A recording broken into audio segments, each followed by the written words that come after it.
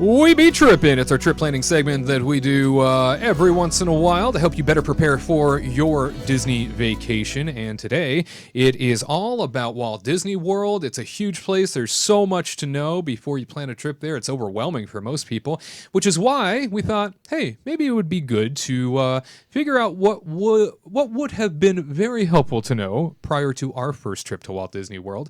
That obviously, as seasoned veterans and experts of going to these Disney destinations that we know now.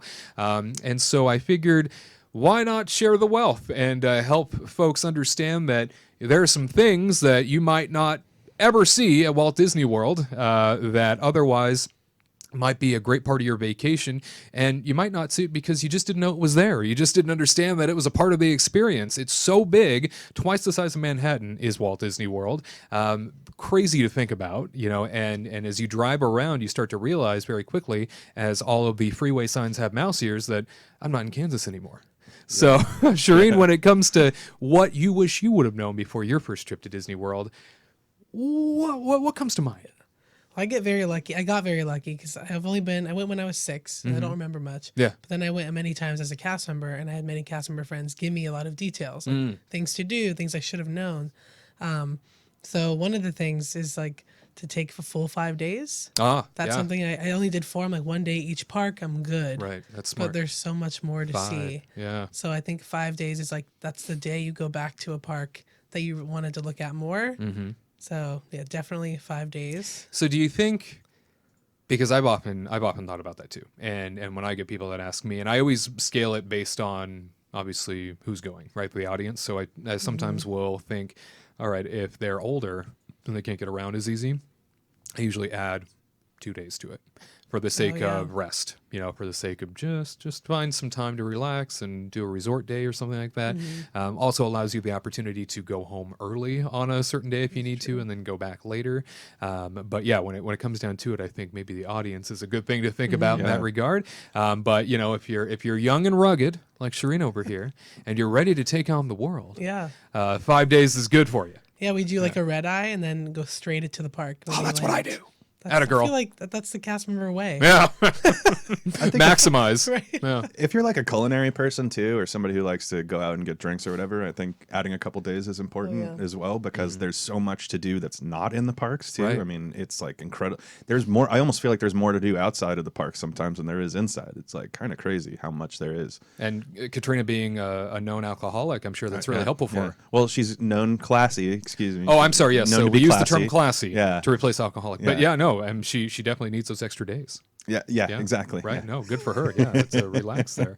What else is on your list? I guess seasons. Because I went in the middle of summer.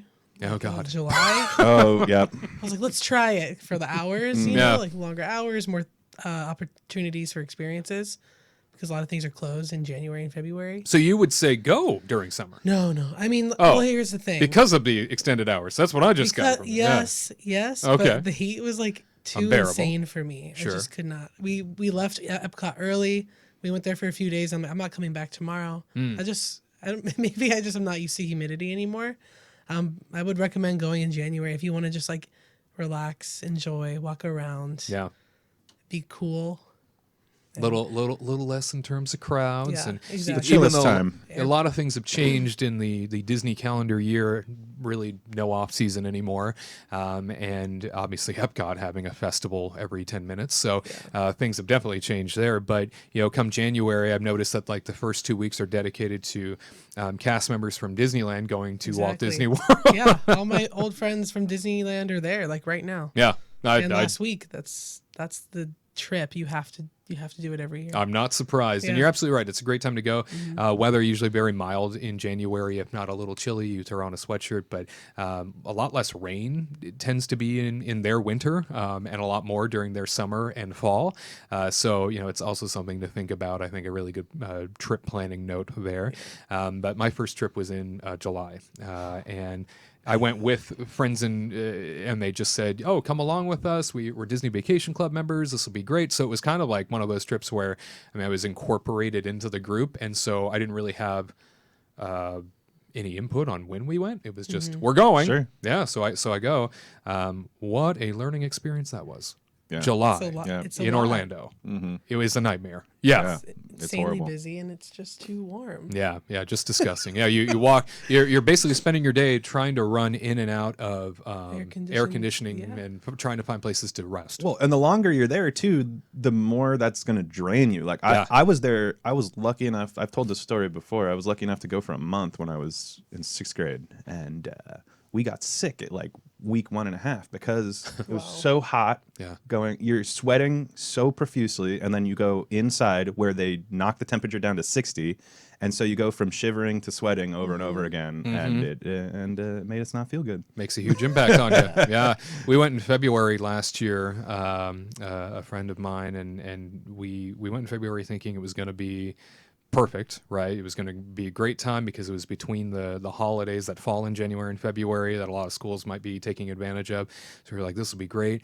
She ended up getting so horribly sick because one day it was like 50 degrees and raining. The next day it jacked up to 80 all of a sudden. And then the next day was pouring on us. And the next day was super dry. She was sick the rest of the trip. She didn't get to enjoy anything. She was, horribly ill the rest of the time. And the humidity just never lets you like center yourself. Yeah. You never get to get back to normal, It's always just like you leave the room and 5 minutes into your day you're feeling uncomfortable and there's no getting back to comfortable. Exactly.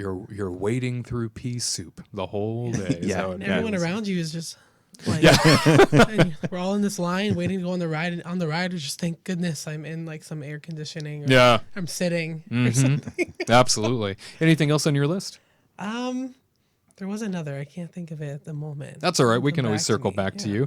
Well, we can't talk about Walt Disney World and not jump out to our Walt Disney World reporter, Mr. Garrett Hassel, who's standing by at Epcot right now.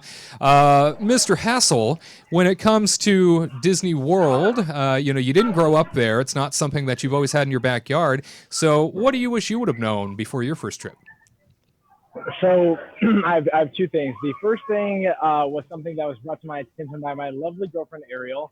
I did not know the significance and the importance of the resorts out here because out in Disneyland, you have the big three. You have the Grand Cal, you have Paradise Pier, and then you have the Disneyland Hotel. And I stayed at the Grand Californian once as a kid. I stayed at the Disneyland Hotel once as a kid, and then the Paradise Pier like once or twice.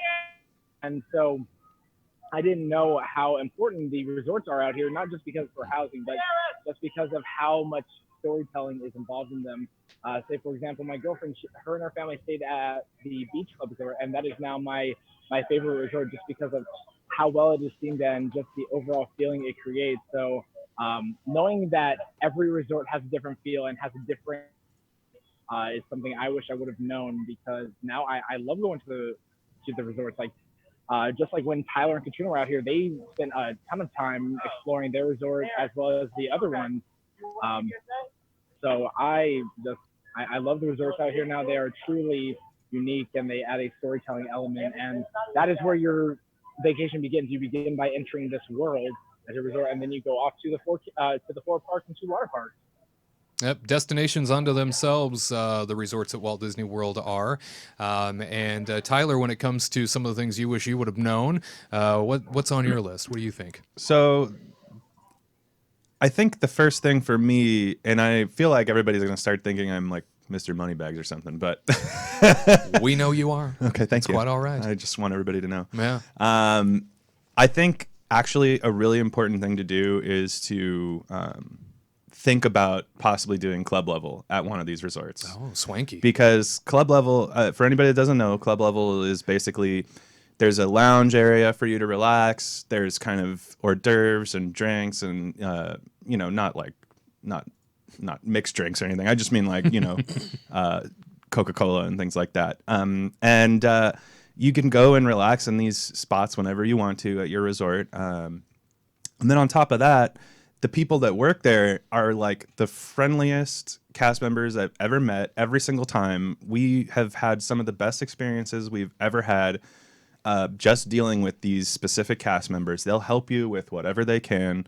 They literally are like guest services cast members, so they know what they know their way around trying to help you out and everything like that. They can get you reservations for things. They can give you advice for things. They can make special arrangements for you for a lot of different things. Like having an added caretaker to your trip. Sure. Yeah. Like having a nanny. Sure. You know, yeah. on the trip. Basically. Oh, I see what you mean. I'm Yeah. like, well, where are they going to find a nanny? I didn't understand what you were saying at first. I was like, they're going to find a nanny? What are you Looking talking to about? them as a nanny, basically. No, yeah. Support us. Honestly, we just stayed in Gran Destino, and we went up. They have their club is called the Kronos Club, and we were checked in by the manager of the club. His name is Aaron. He was the nicest guy in the world, and he made our stay just incredible. And I mean, I'll tell you, he upgraded us our room just because we were friendly to him, you know, just because he was like, you know what, I like you, give you guys an upgrade, like Disney magic. and so it's things like that where, yeah, we paid extra money to do this club thing, but at the same time, it made our experience so much better. And really, the bottom line is, if you're the type of person that needs to have something, like if you like to buy some groceries or whatever so you can have them in the room, this is one of those things where if you do this, you don't need the groceries because they have all the bottled water for you. They'll have breakfast. If you want to get out really quickly in the morning, you go run to get breakfast at the club, go to the theme parks. You know, it's something to think about. Yeah. You know, it's an expensive offer. It adds a lot to the vacation, I understand. But it's just something to consider when you look at these things, because sometimes they have decent deals on them too, and it's Right. like really not that much of an upcharge to get a nicer location for your room, have this nice lounge that you can hang out in, and sometimes you might not be feeling good, and you might just want to go and hang out in the lounge. Like, not every day you can go at 100 miles an hour when you're in Disney World. So Yeah, no, it adds that extra cushion. it for really you, if you does, will, yeah. and I know, like, again, it's a lot, but it's something to consider. So. Yeah, very good. Anything else on your list? So another one for me is, I think we were talking about the length of stay before, and I think if you are staying for any less than a week and a half, maybe, I would avoid the water parks. Oh, interesting. I wouldn't spend any time in the water parks if I were you, because they are not on the same level of experience as the other four theme parks to me. I mean, they just don't meet that level, first of all. And then second of all, you'll be paying extra for them. A lot of what they like to do is include them in packages and stuff like that. Oh, if you buy this package, you can go to the water parks and you can do the NBA experience, just so you know. And to me, don't pay that price. You don't need the water parks. Yeah. There's nothing exceptional about them. Spend it on club level. Honestly, if you're thinking of water parks or club level, I would do club level, even if you have kids, because with the kids, you know, you can get them waters, sodas, cookies, whatever they need, you know, snacks all day long. All those goodies, yeah. Yeah, and the water parks are nice and all, but even when you consider down the road over at Universal Studios, they have Volcano Bay now, which to me is the best water park in all of It was pretty spectacular. Orlando. Yeah. So if you want to go to a water park, go do it at Universal. Personally, don't spend your money over at Disney, because even some of one of my favorite things they had at the water parks was at Typhoon Lagoon. They used to have this pool where you could swim with fish and sharks and stuff like that, and they tore that thing out. So you know, the best thing they had, they got rid of. So they're small, they're not that fun. There's like a few rides to do, and then you're like, because it's wet and everything, it's gonna cost you extra time. So unless your kids really need to go, I wouldn't. That's great advice. Shereen, have you ever been to one of the water parks at Disney World? I have not, since I was like 6. Well, it might not And be I worth don't going. You remember. just got a tip. Yeah, I did, look at thank that. you. I've learned a lot today. Well, it's just, if you're in Disney World for your one-time trip, Yeah. or like a once-in-a-lifetime thing, Blizzard Beach ain't gonna cut it for you. I'm sorry. But should I do my last one? Or? Yeah, go for it. So my last one here is, I guess, more from the perspective of the young Tyler who grew up in Southern California, going to Disneyland all the time. Country clubs and Yeah, I know. Look living at this. that life. Look at this great. painting the narrative. I love that I've done this to myself. This is so nice. Limos to where he Yeah. needs to be. Yeah, Absolutely. that's my life. Private jet to You know Orlando. me. Yeah. You weren't supposed to talk about the Oh, private jet. sorry. Yeah, that's right. Yeah. No, okay. But this is coming from the young Tyler, growing up in Southern California. When you go to Disney World, remember, there's no Matterhorn. Right. There is no Matterhorn Mountain in Disney World. Yeah.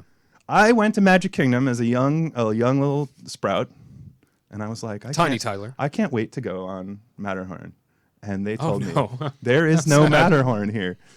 And you go in between Tomorrowland and Fantasyland, and you expect there to be something massive and amazing there, and it's just some teacups. So, Disappointment.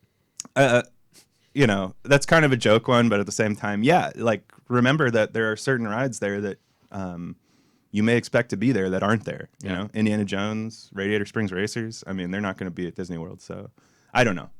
That's just something to keep in mind that. Expedition Everest doesn't make the list for you in terms of a good perhaps replacement for that. I know it's not Magic Kingdom, but it is a good replacement. I just don't. I don't know. Yeah, sure. Obviously, we don't have an Expedition But Everest. at right? the time, there was no Expedition Everest when I went. Oh yes, So- because you were tiny Tyler. because I was tiny. So actually, one of my first trips to Animal Kingdom, Asia wasn't even open yet. Wow. So What was that park?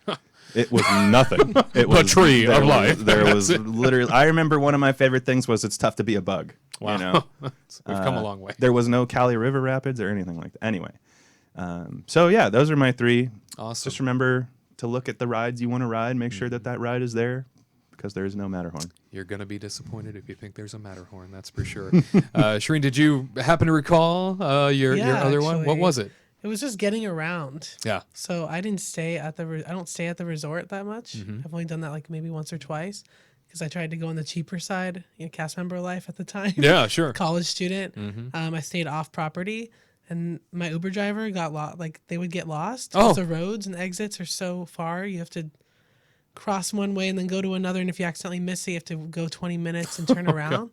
I would just stay on property. I think that's like a big thing I would say for your Disney World trip. I know most people do, but for those that are trying to save some money, just like spend the extra and stay on property so you can get the access to all the parks easier. Yeah, the Disney was bus just a transportation mess. that comes along Yeah. with it. And, And yeah, the absolutely. level of service at Disney is just higher than many Yeah. other places too. I mean, yeah, you'll be paying a little bit more money. I mean, go to All Stars and because that Exactly, yeah. not only will you be in the ecosystem, the Disney ecosystem, which is worth the extra money, but you'll have the better experience. I mean, I've stayed at a couple of those hotels by downtown Disney that are not Disney hotels, and they don't have that level of service. They're not Disney. Yeah. You know, and when you go on a Disney vacation, you want to be in Disney. So, Yeah, you definitely feel that impact. It's worth it. Mhm, you betcha. And some of those more budget-friendly resorts at the Disney property are now being renovated and getting overhauled. And the Disney's Pop Century Resort, one of the biggest ones, just recently went through a major rehab. Spectacular rooms now, very good. They up that quality by an amazing degree. Also, Disney's All-Star Movies Resorts just recently went through a pretty lengthy rehab. I think they're just about finished with all their wings at this point. And now it looks like Disney's All-Star Music is up next. Thank goodness, because you want to talk about hotel rooms that have been beaten to a pulp. true. These hotels, these more budget-friendly Disney hotels, really serve a clientele that a lot of times is like your cheer groups and your youth teams and stuff like or that. just that come in massive and out. families. You know? Yeah, and so they go through a lot of wear and tear, and Disney does their best to keep it top notch. But there are some hotels that have been around a while that definitely need the extra help. Yeah. Well, very good. That is the Disney list for this week. To all who come to this happy place, welcome.